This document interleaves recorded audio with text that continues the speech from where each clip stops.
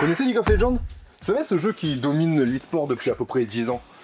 Eh ben, Riot Games vient de rentrer dans le milieu du TCG, et les connaissants, ils sont absolument pas là pour faire de la figuration.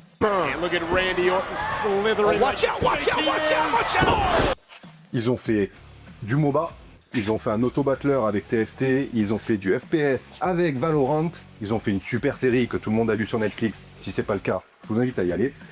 Et maintenant, au vu de la mode du moment, vous le savez, ils sont allés sur le TCG. Le jeu est déjà sorti en anglais et en chinois depuis plusieurs mois. Et là, les Français sont déjà avec le 3e set qui est Unleashed entre les mains. Mais si vous ne comprenez rien à l'anglais, le 29 mai, il y a une sortie française qui est prévue. Et avec ça, plein de nouveaux joueurs vont débarquer dans le milieu de Rift Band. Donc pour ça, je vais vous expliquer toutes les bases du jeu, histoire que vous ayez les meilleures conditions pour pouvoir démarrer dès que vous aurez les cartes en main. Donc, Rift Band, c'est quoi? C'est un jeu de cartes compétitif dans l'univers de League of Legends. Vous allez avoir une légende, déployer vos unités et essayer de contrôler les battlefields pour marquer des points. Le premier joueur arrivé à 8 points gagnera la partie. Mais pour y arriver, il va falloir gérer vos ressources, déployer vos unités au bon moment et surtout remporter vos combats. Avant de commencer une partie, chaque joueur va arriver avec son propre deck. Mais avant de parler du main deck, il faut comprendre que dans Rift Band, chaque joueur va commencer avec 2 cartes clés. La première, c'est votre légende. Elle va commencer la partie dans la légende zone et elle définira les couleurs de votre deck. Et la seconde, c'est votre champion. Celle-ci ira dans la champion zone et elle pourra sortir au moment où vous en avez le plus besoin. Ensuite vient votre deck principal. À l'intérieur, 39 cartes qui représentent l'essentiel de votre arsenal.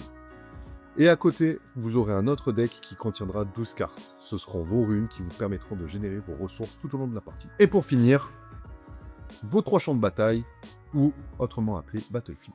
Revenons à notre deck principal. À l'intérieur, vous allez retrouver 3 types de cartes. Les unités, qui seront celles que vous jouerez pour conquérir les champs de bataille. Ensuite, vient les gears, qui sont des objets. Certains vont s'équiper à vos unités afin de les améliorer ou leur donner de nouvelles compétences, mais d'autres sont de simples objets que vous garderez en base pour déclencher leurs effets à certains autres moments. Et enfin, les sorts. Là, c'est tout ce qui est effet immédiat, que ce soit booster une créature, infliger des dégâts, soigner une créature ou piocher une carte. Bref, quelle que soit la chose que vous avez envie de faire, vous trouverez votre bonheur dans ces cartes. Donc pour résumer, une légende pour définir les couleurs de votre deck, un champion pour définir votre stratégie, des unités pour aller conquérir les battlefields, des équipements pour assister vos unités et des sorts pour des effets immédiats. Viennent bien sûr les battlefields que vous devrez conquérir et pour générer des ressources, votre rune deck. Maintenant qu'on a vu les différents types de cartes, je vais vous poser la question de savoir comment est-ce qu'on les joue. Pour ça, si vous avez suivi, ça sera grâce à vos runes. Vous en aurez 12, ni plus ni moins, et elles seront des 2 couleurs de votre légende. Et ces runes vont donc vous permettre de payer le coût de vos cartes. Et faites attention, dans Rift Band, il en existe 2 types. La première, c'est le coût d'énergie. Vous voyez ce petit rond là en haut à gauche de vos cartes? C'est la valeur de votre carte et donc le nombre de runes que vous devrez engager. Et ça, peu importe la couleur. Pour le moment, on s'en fout. Ensuite vient le deuxième coût, le coût d'énergie. Ça, elle n'est pas sur toutes les cartes. Mais de temps en temps, vous verrez ce petit symbole apparaître sur les cartes. Là, ça veut dire que vous devrez prendre une rune et la recycler. C'est-à-dire la prendre et la remettre sous votre deck de runes. Et pour le coup, il faudrait qu'elle soit de la bonne couleur. Donc dans Rift Band, l'énergie se paye en engageant des runes, le power se paie en recyclant des runes de la bonne couleur. Je sais, ça peut paraître un peu bizarre, mais après 2 ou 3 parties, vous verrez, ça sera acquis.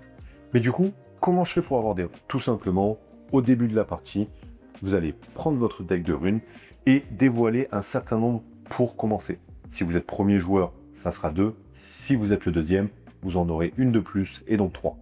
Par la suite, au début de chaque tour, vous dévoilerez 2 runes, ce qui vous permettra d'accroître vos ressources.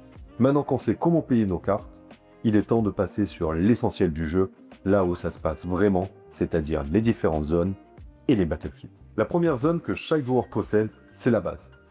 C'est ici que la plupart de vos unités vont entrer en jeu, et elle sert également de lien entre les 2 battlefields. Au centre du plateau se trouvent 2 autres zones, qui sont assez importantes, ce sont les battlefields. Il y a le vôtre et celui qui a été choisi par notre adversaire. Ce sont les zones stratégiques que les joueurs vont essayer de contrôler pour marquer des points. La première façon de marquer des points, c'est de conquérir un battlefield.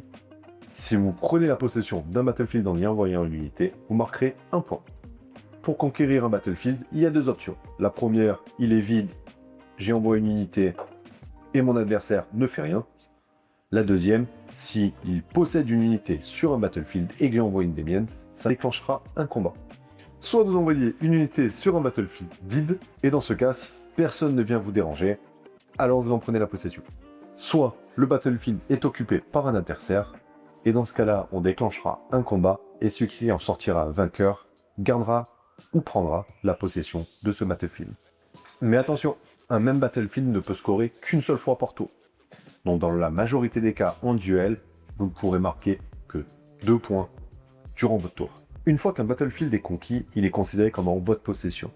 Et ça, c'est assez important parce que ça veut dire que vous pourrez invoquer des unités directement dans ce battlefield-là. La deuxième façon de marquer des points, c'est de hold. En gros, si au début de votre tour, vous avez le contrôle de votre battlefield puisque vous avez empêché l'adversaire de le conquérir, eh ben vous marquez un point. Mais attention, dans Rivebomb, un battlefield ne peut vous rapporter qu'un point par tour. Donc si vous avez hold, vous ne pourrez pas le reconquérir pour marquer un point supplémentaire avec le même battlefield. En duel, il y a généralement 2 joueurs, donc 2 battlefields, et donc maximum 2 points par tour. Certaines cartes permettent de dépasser cette limite, mais ça, c'est des exceptions, on va pas s'en occuper pour l'instant. Et il y a une dernière règle assez importante. Pour le 8e point, on ne peut pas le marquer n'importe comment. Il y a 2 options. Soit, à la fin de votre tour, vous avez réussi à conquérir les 2 battlefields, soit vous passez de 7 à 8 en faisant un hold. Donc ça veut dire qu'on ne peut pas arracher la victoire au dernier moment. Ce qu'il va falloir faire, c'est assurer votre victoire et votre domination. Maintenant, pensez comment on gagne, voyons comment se déroule un tour de jeu. Les 4 premières phases sont assez simples à retenir. Retenez A, B, C, D. A pour Awaken, c'est-à-dire le tout début de votre tour, le moment où on se réveille et on redresse toutes nos cartes. B pour Beginning, c'est la phase de début et c'est là que se déclenchent tous les effets de début de tour. Et si vous avez compris, c'est là qu'on marque notre point de hold. C pour chaîne YouTube, et si vous n'êtes pas abonné, c'est le moment de le faire en mettant un petit clic là, juste là. Et un like aussi pour un like. Et C pour Channel Phase. C'est à ce moment-là que vous allez prendre 2 runes dans votre deck pour augmenter vos ressources. Enfin, le D pour Drone Phase, c'est la phase de pioche, et vous récupérez une nouvelle carte dans votre main deck. Vient la phase d'action, qui est la phase où vous pourrez vraiment jouer. Vous poserez vos unités, lancerez votre sort, et ferez vos interactions. Et enfin, pour finir, la M phase, c'est là qu'on applique les éventuels effets de fin de tour, et qu'on laisse la place à l'adversaire. Bouyaka. La plupart des moments décisifs dans Rivebomb se déroulent quand vous cherchez à prendre un battlefield. Et c'est à cet instant-là que se déclenche ce qu'on appelle un showdown. Un showdown peut se déclencher dans 2 situations. La première, c'est lorsqu'on démarre un combat, quand les 2 unités sur un même battlefield vont entrer en action. Et la seconde peut se produire au moment où vous cherchez à prendre un battlefield vide. Ça laisse une dernière chance à votre adversaire d'empêcher que cela se produise. Quand un showdown commence, le joueur actif, celui dont c'est le tour, récupère la priorité. Il a donc le droit de jouer une action ou une réaction, et ensuite son adversaire pourra à son tour jouer une réaction. Et ainsi de suite, jusqu'à ce que l'un des deux décide de s'arrêter. Quand un showdown commence, le joueur actif, celui dont c'est le tour, reçoit la priorité. Il a donc le droit de jouer une action ou une réaction. En réponse, son adversaire pourra jouer à son tour une réaction, et ainsi de suite, jusqu'à ce que l'un des 2 joueurs décide de ne plus rien jouer. Et là, ça peut très rapidement partir en bataille de sorts. Un buff, une réaction, une réaction, une réaction, et là, on part directement dans un épisode de Yu-Gi-Oh! Je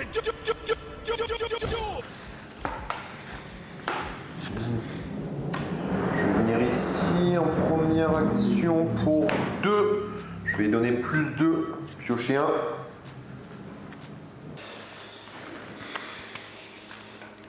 En réaction, je vais lui donner plus 5. Et en réaction, pour 2, j'annule ton sort. Et en réaction... Ah, pas assez de runes. Tu l'as. Et donc, pour les résolutions de la pile, les effets se font de la dernière carte jouée à la première. Autrement dit, ce qui a été joué en dernier est résolu en premier. Une fois la pile résolue, la priorité face à l'autre joueur. L'adversaire pourra jouer une action, puis une réaction, et ainsi de suite. Bref, vous avez compris la leçon. Une fois le showdown terminé, on passe à la résolution du combat. Chaque unité inflige des dégâts en fonction de sa might à l'adversaire, et une unité qui prend des dégâts égaux ou supérieurs à sa might est détruite. À la fin du combat, si un seul joueur possède encore des unités sur un battlefield, il en récupère la possession et donc score un point. Donc dans Revant, avant que les unités se battent vraiment, on passe par la phase de showdown.